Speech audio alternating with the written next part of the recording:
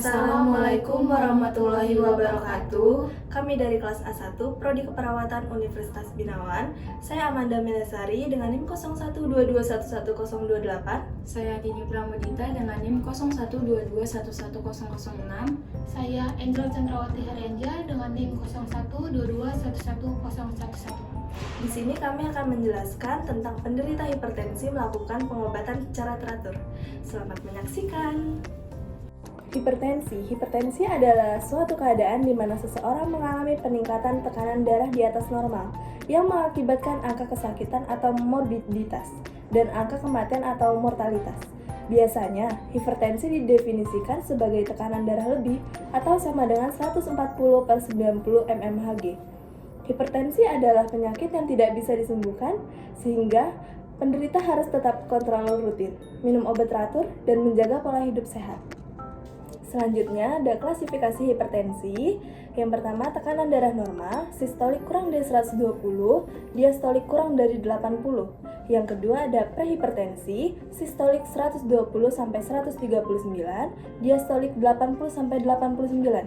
Yang ketiga, ada hipertensi derajat 1, sistolik 140-159, diastolik 90-99. Yang keempat, ada hipertensi derajat 2, sistoliknya lebih atau sama dengan 160, diastoliknya lebih atau sama dengan 100. Selanjutnya, tanda dan gejala hipertensi. Yang pertama, sakit kepala, terutama di bagian belakang kepala. Yang kedua, ada pusing. Ketiga, nyeri dada. Keempat, sesak nafas. Kelima, denyut jantung yang cepat atau tidak teratur. Keenam, penglihatan kabur. Ketujuh, perdarahan hidung yang sering. Kedelapan, kehilangan darah dalam urin. Kesembilan, kebingungan atau gangguan kognitif. Kesepuluh, kebas atau kesemutan di tangan atau kaki. Faktor-faktor yang dapat menimbulkan hipertensi. Yang pertama, mengkonsumsi banyaknya garam. Yang kedua, kelebihan berat badan. Yang ketiga, memiliki keluarga dengan hipertensi atau faktor genetik. Yang keempat, kurangnya makan sayur dan buah. Yang kelima, jarangnya berolahraga. Yang keenam, minum terlalu banyak kopi atau minuman lain yang mengandung banyak kafein. Dan yang ketujuh, terlalu banyak mengkonsumsi minuman keras. Dan yang kedelapan adalah merokok.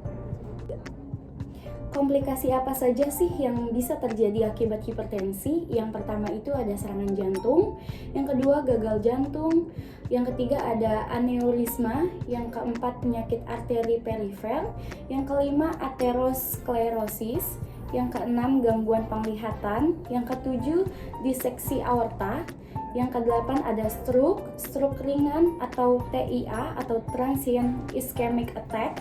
Yang kesembilan aneurisme otak. Yang ke-10 penurunan daya ingat. Dan yang ke-11 bisa menyebabkan gagal ginjal.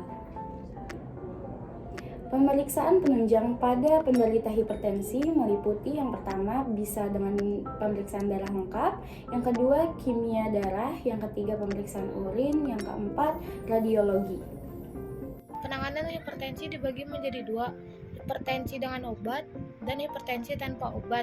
Hipertensi dengan obat yang pertama adalah ACE inhibitor, yang kedua antagonis kalsium, yang ketiga diuretik, keempat penghambat alfa dan beta, dan yang kelima ARB atau disebut angiotensin receptor blocker. Dan sedangkan yang hipertensi tanpa obat, yang pertama olahraga ringan secara teratur, yang kedua membatasi asupan daging merah, lemak, garam, dan alkohol. Ketiga, menghentikan kebiasaan merokok. Keempat, menerapkan diet. Dan kelima, istirahat yang cukup. Selanjutnya, terapi hipertensi.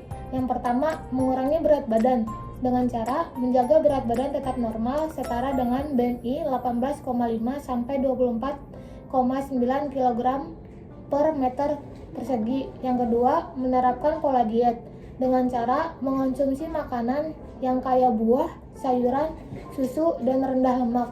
Yang ketiga, mengurangi konsumsi sodium dengan cara mengurangi masukan sodium tidak lebih 2,4 gram sodium per harinya.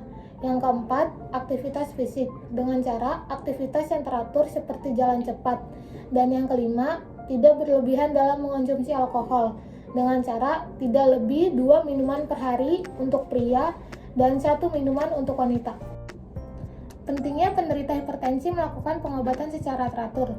Penting sekali mengelola hipertensi supaya tekanan darah terjaga selalu dalam rentang normal demi mencegah terjadinya komplikasi lanjut. Karena itu penting sekali semua penderita hipertensi mendapatkan layanan sesuai standar supaya tekanan darah tetap terjaga normal dan komplikasi tidak terjadi. Selanjutnya, penderita hipertensi yang mendapatkan layanan sesuai standar, dalam hal ini menurut Kemenkes, penderita hipertensi setiap bulan harus mendapatkan kontrol tekanan darah, KIE, kegiatan informasi edukasi tentang pola hidup sehat, diet sehat, gizi seimbang, aktivitas fisik, pengelolaan stres, istirahat yang cukup, dan mendapatkan pengelolaan farmakologi, obat yang dibutuhkan.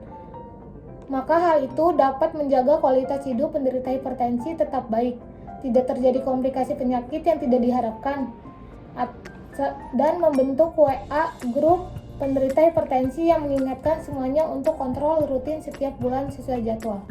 Sekian video dari kami, semoga bermanfaat. Kurang lebihnya mohon maaf. Wassalamualaikum warahmatullahi wabarakatuh.